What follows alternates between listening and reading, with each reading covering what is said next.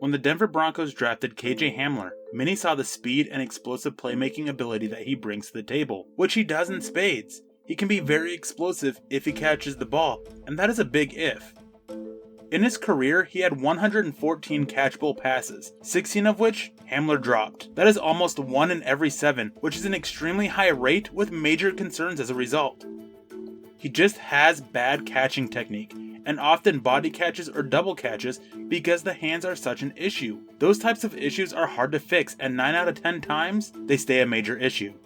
However, the speed he brings is going to be a major boost for the Broncos offense. This was an argument used for another speedy receiver, but for how much speed can help, we just look at other teams with speedy receivers.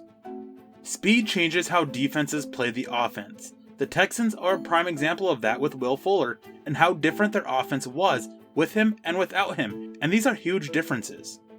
With Will Fuller playing, the Texans' offense averaged 296.8 passing yards per game, and without him, that drops to an astonishing 158.3 passing yards per game.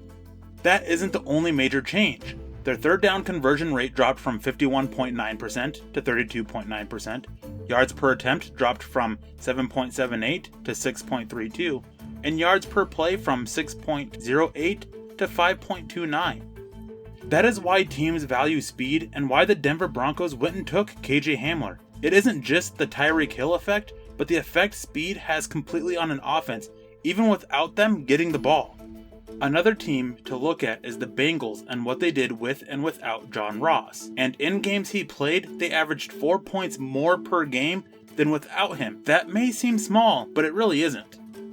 In 2019, the Denver Broncos lost 4 games by 4 or fewer points, so finding a way to make up that 4-point differential would be huge for them, and Hamler's speed is a possibility to do just that. Throughout history, we have continuously seen how speed can change an offense completely. Ted Ginn Jr. has had a long career because of his speed, and Darius Hayward-Bay also hung around for a while because of his speed. There are many other receivers as well to have that kind of change to an offense because their speed. Teams love speed because of how much it can change, and they are willing to deal with other issues to have that speed. With Hamler, Denver is willing to deal with his very high drop rate and lack of size just to get the speed on the field because of how much it opens up when it comes to spacing for the offense. Not only does Hamler have good speed, but he is also very quick and shifty after the catch to make defenders miss. His tape has a good number of short catches that he turns into bigger plays. Denver wanted to boost their weapons on offense, and they did just that with this pick. There's major boom potential when it comes to Hamler, but his size and drop rate leads to high bust potential as well. If Hamler can end up being a hit, then Denver did fantastic here, but they passed on a lot of talented players with higher floors and more ready for the NFL. There is no doubt that this was a risky selection. For Mile High Huddle and Sports Illustrated, I'm Eric Trickle.